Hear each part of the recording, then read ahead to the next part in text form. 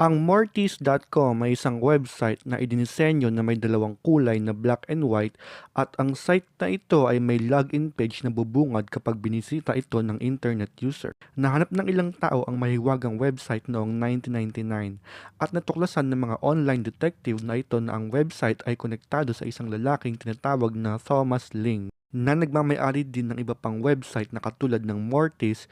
Isa na rito ang Kitulu.net na may itim na background at may puting piraso ng chess at puting teksto sa itaas nito na may nakalagay na Dead but Dreaming. Wala ring paliwanag para sa Cthulhu.net at hindi tulad ng Mortis.com, walang paraan upang mag-login sa front page na ito. Ang pinakanakakamangha sa lahat ay ang website na Mortis ay may kakayahang mag-save ng maraming files.